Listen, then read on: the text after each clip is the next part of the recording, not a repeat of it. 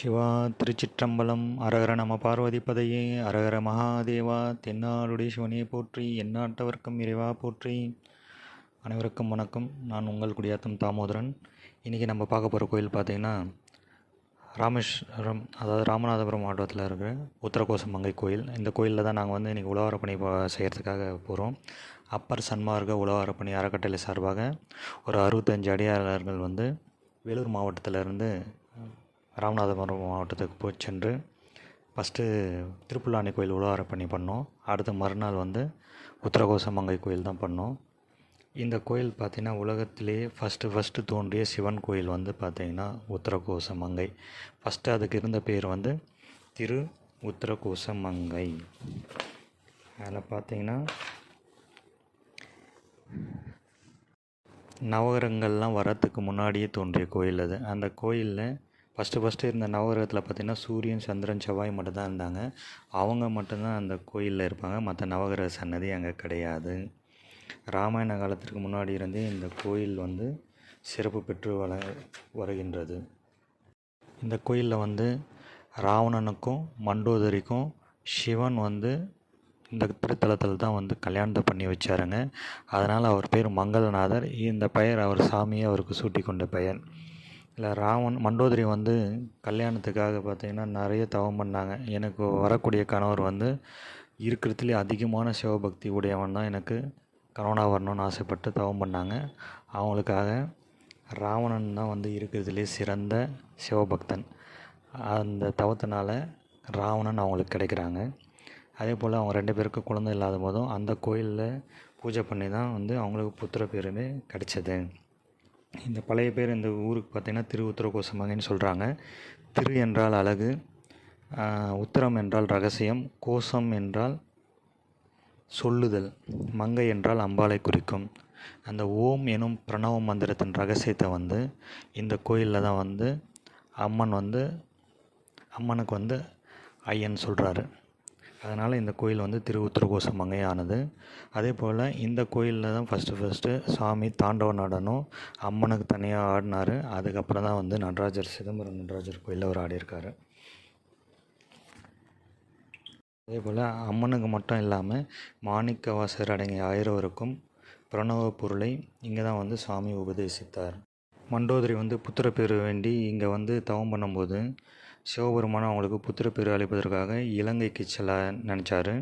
அதுக்கு செல்கிறதுக்கு முன்னாடி தன் அடியார்கள் ஆயிரவர்களிடம் ராவணன் என்னுடைய திருமேனியை தீண்டும் போது இங்கே இருக்கிற தீர்த்த குளத்தில் அக்னி தோன்றும் என்று கூறி மறைஞ்சார்.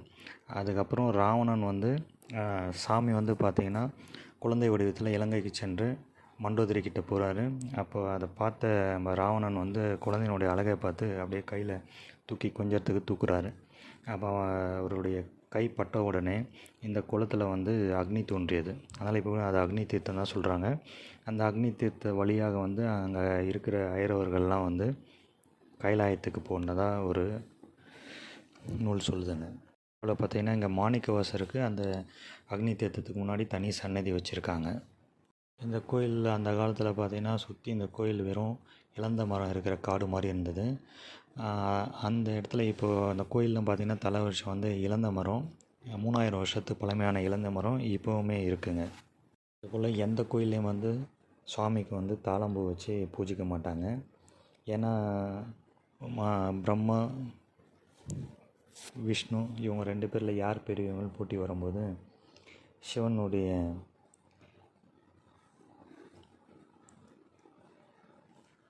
அடிமுடிக்கான 2 பேரும் போகும்போது பிரம்மன் என்ன பண்ணுறாருன்னா தாளம்பூவை பார்த்து நான் பார்த்துட்டேன்ற மாதிரி சாமிக்கிட்ட சொல்லிட்டேங்கன்னு போய் சாட்சி சொல்கிறாரு. தாளம்பூவும் போய் சொல்லிடுது. அதனால் கோவிச்சு கொண்ட இறைவன் தாளம்பூ இதுக்கப்புறம் எந்த கோயிலுமே எனக்கு வைக்கக்கூடாது அப்படின்ற மாதிரி சாபம் கொடுத்துட்றாரு. அதுக்கப்புறம் வருத்தப்பட்ட தாளம்பூ அவங்க தனியாக பூஜை தவம் பண்ணி இந்த கோயிலில் சாமிக்கிட்ட வேண்டின பிறகு சாமி இந்த கோயிலில் மட்டும்தான் உனக்கு தாளம்பூ எனக்கு வைக்கிறதுக்கு அனுமதி கொடுத்து அந்த சாப விமோச்சனம் தராருங்க. அதனால் எந்த கோயிலுமே மேக்ஸிமம் வைக்கவே மாட்டாங்க. இந்த கோயிலில் கம்பல்சரி தாளம்பூ வச்சு பூஜை பண்ணுறதுக்கு அலோவ் பண்ணுறாங்க. இந்த கோயிலில் பார்த்திங்கன்னா மரகத நடராஜர் மெயினுங்க. இங்கே இருக்கிற சாமியும் பார்த்திங்கன்னா சுயம்பு. மரகத நடராஜர் பார்த்திங்கன்னா ஒரு 5 அடி உயரத்தில் இருக்கார். ஆருத்ரா தரிசனம் இந்த கோயிலில் தான் ஃபஸ்ட்டு ஸ்டார்ட் பண்ணாங்க. ஆருத்ரா தரிசனத்துக்கு முன்ன நாள் தான் இல்லை சந்தன காப்பில் தான் சாமி எப்போவுமே நடராஜர் வருஷம் ஃபுல்லாக இருப்பார். அது ஆருத்ரா தரிசனத்துக்கு அப்போ தான் வந்து சந்தன காப்பை கழிச்சிட்டு அபிஷேகம்லாம் பண்ணிவிட்டு மறுபடியும் அந்த சந்தன காப்பு வச்சிட்டாங்கன்னா 1 இயர் கழித்து தான் சந்தன காப்பு கலைப்பாங்க. திருவாரூரில் பிறந்தால் முக்தின்னு சொல்லுவாங்க, காசியில் இருந்தால் முக்தின்னு சொல்லுவாங்க, அண்ணாமலையை நினச்சாலே முக்தின்னு சொல்லுவாங்க. அதே போல் இந்த உத்திரகோசமங்கை மண்ணை மிதித்தாலும் முக்தி கிடைக்கும். இந்த கோயிலில் தினமும் வந்து மதியம் 12:15 12:45 வரைக்கும் மரகத நடராஜர் சந்நிதியில் மரகத லிங்கத்துக்கும் ஸ்படிக லிங்கத்துக்கும் டெய்லியுமே பூஜை பண்ணுறாங்க. அந்த பூஜை வந்து பார்த்திங்கன்னா டிக்கெட்டு 25 ரூபா. அந்த டிக்கெட் வாங்கிட்டு உள்ளே உட்காந்தோன்னா சாமிக்கு அந்த 2 மரகத லிங்கத்துக்கும் ஸ்படிக லிங்கத்துக்கும் அபிஷேகம் பண்ணுறதை நம்ம பார்க்கலாம். அந்த தீர்த்தத்தையும் கொடுப்பாங்க, சந்தனம் கொடுப்பாங்க, அதை வாங்கி நம்ம யூஸ் பண்ணிக்கலாம். கோயில் பார்த்திங்கன்னா காலைல 5லேருந்து மதியம் 1 மணி வரைக்கும் இருக்குது. ஈவினிங் அதேமாதிரி 4லேருந்து நைட்டு 8 மணி வரைக்கும் இருக்குங்க. அதே மாதிரி இந்த திருவிளையாடலில் பார்த்திங்கன்னா வலை வீசி மீன் பிடித்த படலம்னு ஒன்று வரும். அவர் போய் மீன் பிடிக்க போவாருங்க. அதை வந்து அந்த திருவிளையாடல் நடந்த இடம் வந்து இந்த உத்திரகோசமங்கை தான். அம்மன் வந்து மீனவ பெண்ணாக இருப்பாங்க. அம்மனை வந்து இவர் மேரேஜ் பண்ணுற படலம் அதில் தாங்க வரும். அதே மாதிரி இந்த கோயிலில் பார்த்திங்கன்னா ஃப்ரண்ட்டில் எப்போவுமே உள்ளே நுழையும் போது லெஃப்ட் சைடில் வந்து பிள்ளையார் இருப்பார், ரைட் சைடில் வந்து முருகர் இருப்பார். பட் இந்த கோயில் என்ட்ரன்ஸில் நீங்கள் கோபுரத்துக்கு முன்னாடி உள்ளே நுழையும் போது பார்த்திங்கன்னா அப்படியே ஆப்போசிட்டில் முருகர் வந்து லெஃப்ட்டுக்கு வந்துட்டுருப்பார், பிள்ளையார் வந்து ரைட் சைடில் இருப்பாருங்க. அதே போல் முருகரும் பார்த்திங்கன்னா வாகனம் நமக்கு வந்து மயில் இருக்கும். இந்த இடத்துல வந்து முருகருக்கு வந்து யானை வச்சுருப்பார், ஐராவதத்தை. இந்திரன் வந்து அவருடைய ஐராவதத்தை இந்த கோயிலில் தான் வந்து முருகருக்கு அழிச்சதாக புராணம் சொல்லுதுங்க. இந்த கோயிலில் வந்து அம்மன் வந்து சாமிக்கு தினமும் பூஜை பண்ணுறதா ஒரு ஐதீகம் சொல்கிறாங்க. இந்த கோயிலுக்கு பக்கத்துலேயே பார்த்திங்கன்னா வராகி கோயில், நல்ல சக்தி வாய்ந்த வராகி கோயில் அம்மன் இருக்குது. இங்கே பார்த்திங்கன்னா வெள்ளிக்கிழமை, செவ்வாய்க்கிழமை, ஞாயிற்றுக்கிழமை ராகு காலத்தில் வந்து நல்ல பூஜைலாம் நடக்கும். அதில் கலந்துக்கிட்டால் நல்ல நம்ம பிரச்சனை, திருமண தடையெல்லாம் தீருதுன்னு சொல்கிறாங்க. அதே மாதிரி அந்த மரகதக்கல் நடராஜர் சந்தனம் காப்பு போட்டிருக்காங்க இல்லைங்களா, அது நமக்கு கிடச்சதுன்னா அதை வெந்நீரில் கரைச்சி நம்ம குடித்து வந்தோம்னா பல வியாதிகள் தீருதுன்னு சொல்கிறாங்க. இது போல் பல சிறப்பு வாய்ந்த இந்த கோயிலில் வந்து உழவாரப்பணி கிடச்சது எங்களுக்கு பெரும் பாக்கியம். இந்த கோயிலில் நாங்கள் அத்தனை பேரும் வந்து ஒற்றுமையாக இருந்து உழவாரப்பணி செஞ்சோம். நிறைய அடியார்கள் எங்களுக்கு உதவி செஞ்சாங்க. கோயில் நிர்வாகம் ஈவோவும் ஹெல்ப் பண்ணாங்க. அடுத்தது பார்த்திங்கன்னா இந்த கோயிலில் மரகத நடராஜர் உருவாகிறதுக்கு ஒரு வரலாறு ஒன்று சொல்லியிருக்காங்கங்க. ராமேஸ்வரம் போகிற வழியில் பார்த்திங்கன்னா மண்டபம்னு ஒரு பகுதி இருக்குது இல்லைங்களா, அந்த இடத்துல வந்து ஒரு மீனவர் ஒருத்தர் இருந்தாருங்க. அவர் வந்து சிவபக்தர், வந்து டெய்லியுமே வந்து மங்களேஸ்வரர் எப்பவுமே வழிபடுவார். அவர் வந்து ஒரு டைம் வந்து படகு எடுத்துகிட்டு மீன் பிடிக்கிறதுக்கு கடலில் போகிறாரு. அவர் கடலில் போகும்போது அன்றைக்கின்னு பார்த்து சூறாவளி அதிகமாக அடித்து அவர் படகு வந்து அப்படியே அடிச்சுட்டு போயிடுதுங்க. அடிச்சுட்டு ரொம்ப தொலைவு போயிட்டு ஏதோ ஒரு பாசி பழிஞ்சு ஒரு பாறை மேலே போயிட்டு மோதி அப்படியே நின்றுடுது அந்த இடத்துல. அந்த பாறை மோதி நிற்கும்போது அதில் இருக்கிற ஒரு சில பாறை துண்டுங்கள்லாம் வந்து அவர் படகுல வந்து விழுந்துருந்து. அதுக்கப்புறம் கொஞ்சம் நேரம் போகிற பிறகு அந்த புயல் மழைலாம் அப்படியே கொஞ்சம் நின்றுக்குது. நின்ற பிறகு அவர் ஓரளவுக்கு சுதாரிச்சுட்டு சாமியை வேண்டிக்கிறாரு. சாமியை வேண்டிட்டு அவர் எங்கே இருக்கிற என்ன ஏதுன்னு தெரியல. அதுக்கப்புறம் சாமியை வேண்டிட்டு ஏதோ ஒரு வழி கிடைக்குது, அந்த வழியில் வந்துடுறாருங்க, படகு எடுத்துகிட்டு வந்துடுறாரு. அவர் வந்த பிறகு வீட்டுக்கு போகிறாரு. அந்த அவருடைய படகுல விழுந்த அந்த பாறையெல்லாம் எடுத்துகிட்டு போயிட்டு என்ன பண்ணுறதுன்னு தெரியாமல் அவருடைய வீட்டு முன்னாடி வந்து போட்டு வைக்கிறார். அது மேலே எல்லாம் நடந்துட்டு போக வர அந்த மேலே இருக்கிற அந்த பாசியெல்லாம் போயிட்டு கல் நல்லா பலன்னு தெரியுதுங்க. அதுக்கப்புறம் இது வந்து கொஞ்சம் வித்தியாசமாக இருக்க பாறை, இதை வந்து நம்ம அரசருக்கு கொடுத்தோம்னா அவர் எதனா நமக்கு கொடுப்பாரு, நம்ம வருமெல்லாம் போய்டும்னு நினச்சி பாண்டிய மன்னர்கிட்ட போயிட்டு தகவல் சொல்கிறாரு அந்த மீனவர். அரசரும் அதை போயிட்டு பார்த்துட்டு அந்த கல்லை எடுத்துகிட்டு வந்து செக் பண்ண சொல்கிறாரு. அதுக்கப்புறம் செக் பண்ணதில் பார்த்தா இது வந்து விலை மதிக்க முடியாத அபூர்வ மரகத கல்னு தெரிஞ்சுட்டு அவருக்கு வந்து பொற்காசெல்லாம் கொடுத்து அனுப்பி வச்சிடறாருங்க. அதுக்கப்புறம் பார்த்திங்கன்னா இவர் பாண்டிய மன்னர் வந்து அதில் வந்து அழகாக ஒரு நடராஜர் சிலை நம்ம செய்யலாம் அப்படின்னு சொல்லிட்டு பிளான் பண்ணிவிட்டு ஒரு சிற்பியை கூப்பிட்றாருங்க. அவர் வந்து ஃபேமஸான ஒரு சிற்பி ரத்தன சபாபதின்னு சொல்கிறாங்க, ஸ்ரீலங்காவில் இருக்கார். அவருக்கு ஓலை அனுப்பி வர வைக்கிறாரு. வந்த உடனே அந்த மரதக்கல்லை பார்க்குறாரு அவர் சிற்பி. பார்த்தோன்னே ரொம்ப பெருசாக இருக்குன்னு அவர் மயக்கமாக வந்தது அவருக்கு. என்னால் இது கண்டிப்பாக செய்ய முடியாது மன்னா அப்படின்னு சொல்லிட்டு ஓடி போயிடுறாருங்க. அதுக்கப்புறம் மன்னர் வந்து ரொம்ப வருத்தப்பட்டு சாமிக்கிட்ட போய் வேண்டார். மங்கள்நாதர்கிட்ட போய் வேண்டி நிற்கும்போது அங்கே ஒரு குரல் கேட்குது, மன்னா நான் வந்து இந்த சிலையை வடித்து தரேன் அப்படின்ற மாதிரி சொல்லுவார். யாருன்னு பார்த்தா சித்தர் சண்முக வடிவேலர் அவர் பெயர். அதுக்கப்புறம் ராஜா வந்து சந்தோஷப்பட்டு நீங்களே செய்யுங்க, உங்களுக்கு என்ன ஹெல்ப் பண்ணாலும் பண்ணுறேன் அப்படின்னு சொல்லிட்டு அவர் வந்து சிலையை வடிக்கிறதுக்கு அனுமதி தராருங்க. கிட்டத்தட்ட ஒரு 5 அடியில் அந்த சிலையை செய்கிறாங்க. ரொம்ப நுணுக்கமாக பக்காவாக செஞ்சுருக்காரு. அந்த கையிலலாம் பார்த்திங்கன்னா அந்த அவருடைய நரம்பு தெரிகிற அளவுக்கு நல்லா நுணுக்கத்தோடு செஞ்சிருவார். பல விஷயங்கள்லாம் பண்ணும்போது அந்த நரம்பு தெரியுன்ற மாதிரி சொல்கிறாங்க. அவ்வளோ சிறப்பு வாய்ந்த இந்த மரகத நடராஜர் ஃபஸ்ட்டு சொன்னபடி வருஷத்துக்கு ஒரு வாட்டி தான் நம்ம முழு உருவத்தில் பார்க்க முடியும். மற்ற நாள் சந்தன காப்பில் தான் மூடியிருப்பார்.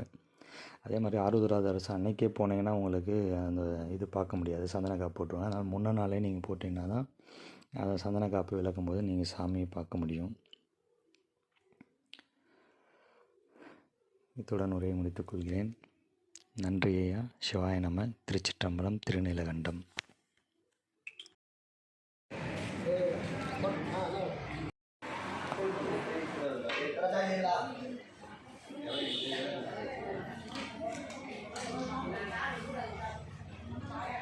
அதில் போட்டு சாம்பார் க்ளீன் பண்ணுறதே தாங்க.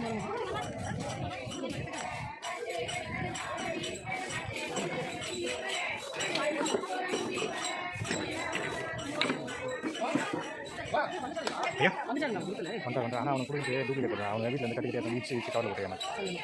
100 rupees சொல்கிறேன். ஆக்சுவலாக அது வந்து சாமி மேலே வீட்டில் உதவி போன வருஷம் வச்சு உங்களுக்கு பண்ணா பார்த்தா எங்கள் வீட்டில் வந்து கட்டி எடுத்து வந்து வீச்சு நம்ம தெரியாமல் மாச்சு வீச்சு கவலை போட்டு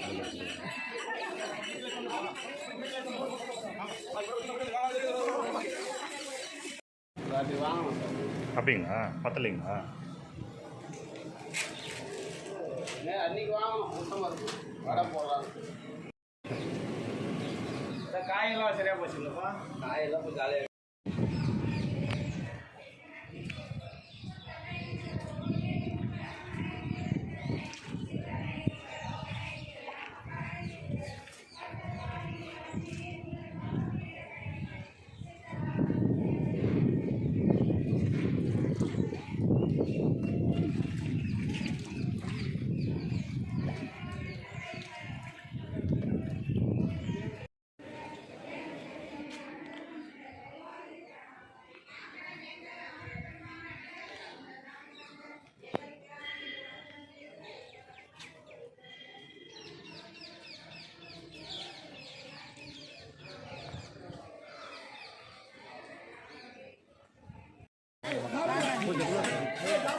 பஸ் நிற்கும்.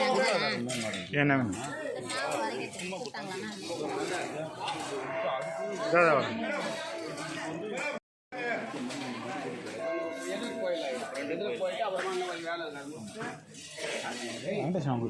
உடம்பு சொல்ல சொன்னாங்க. நீங்க வந்துங்க அப்படியே அங்க போய் அப்படி போயிடுங்க. அப்படியே அப்படி போயிடுங்க. அப்படியே நீங்க அப்படி போயிடுங்க. அப்படியே அப்படியே அப்படியே லைன்ல போங்க. அப்படியே இந்த மாதிரி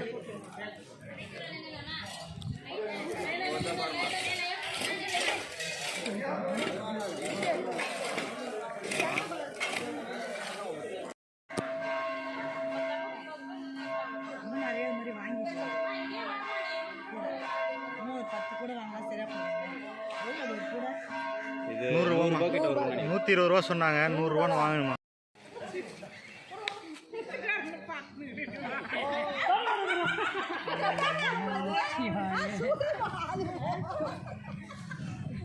ஒரு அடி எடுத்து வைக்கலாம். அண்ணா அது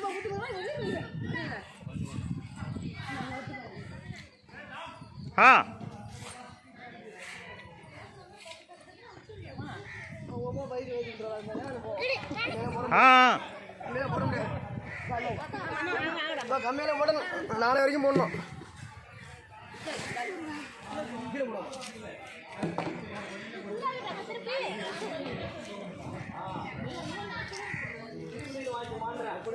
மண்ணு கொஞ்சம் கம்மி பண்ணுங்க.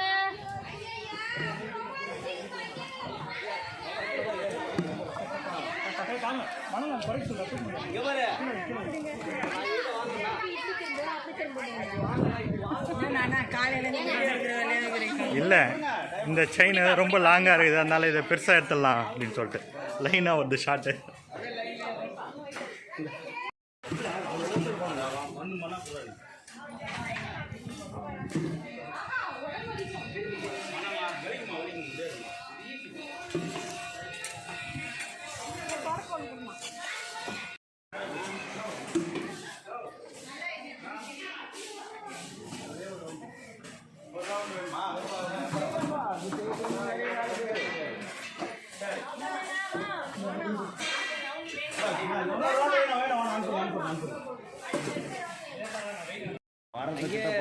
கிட்ட போக கூடாது.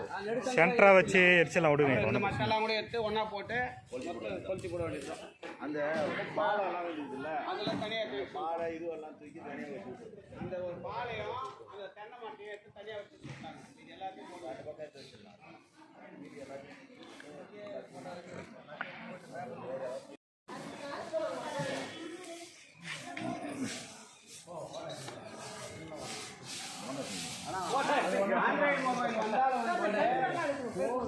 ஆமாம்மா.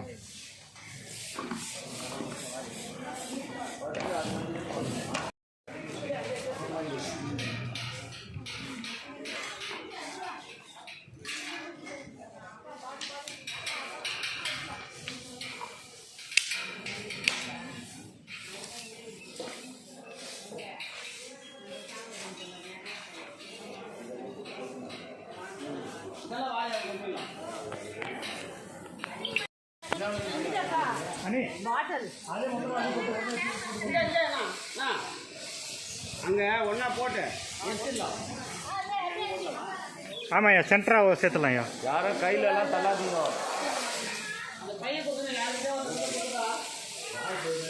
பையன் அவங்களுக்கு சேர்ந்துச்சுன்னு சொன்னாங்கய்யா. சேர்ந்துச்சுன்னு தான் சொன்னாங்க. யாருன்னு ஆள் நானும் பார்க்கல, சேர்ந்துச்சுன்னாங்க.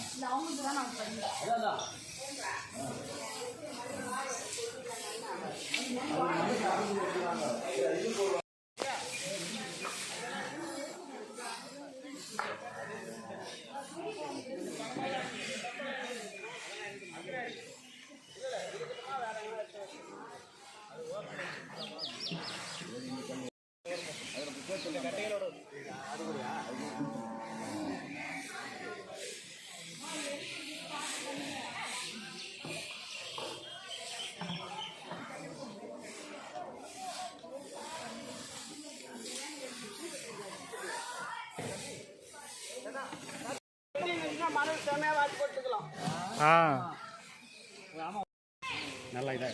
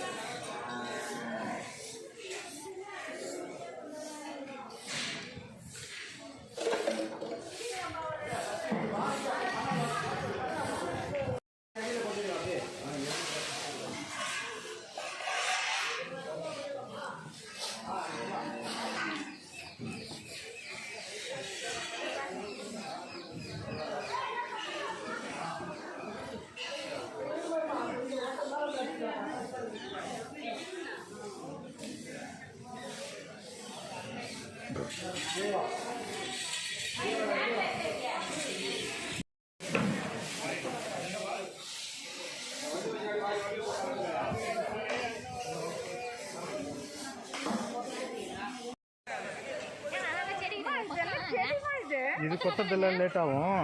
முதல்ல பெருக்கலாம். இதெல்லாம் வந்து அதுக்கான இது நமக்கு சின்ன மண்வெட்டியில் வந்து செதுக்கினா கூட மண்வெட்டி தான் இதுவாகும்.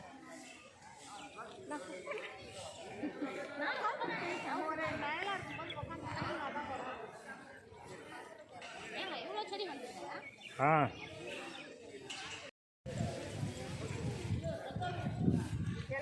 கோபுரம் கட்டி வச்சு போட்டுக்கிறாங்க. அங்கங்க கோபுரம் கட்டி அப்பார்ட்மெண்ட் கட்டுறவங்க இப்படி வந்து வச்சுட்டு போயிருக்க மாட்டோம். இன்னும் கோசாலை வேறு இருக்கு ஐயா. கோசாலை எதுவும் சொல்லல ஐயா. அந்த குளம் லாஸ்ட்டாக பார்த்துலாம் ஐயா.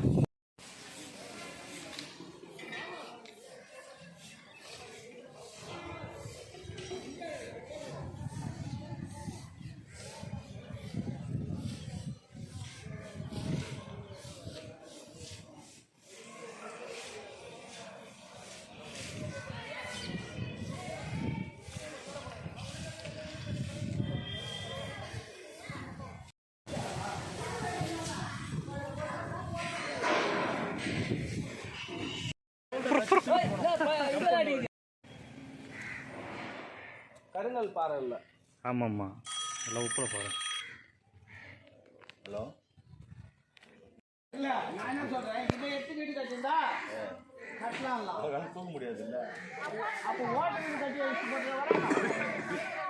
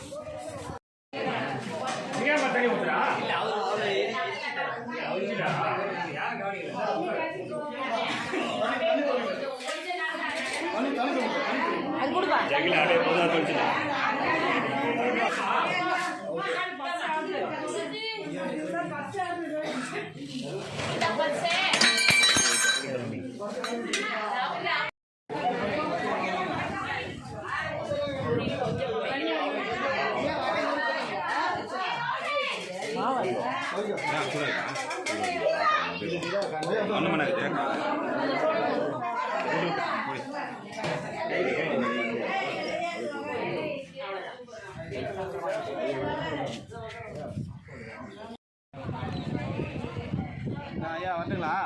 ஐயா நீச்சல் தெரியுமா? நீச்சல் தெரியும், அதனால தான் அப்போன்னா போங்க ஐயா, தைரியமாக போங்க. ஃபோன் ஐயா யாருக்குன்னா கொடுத்துருங்க.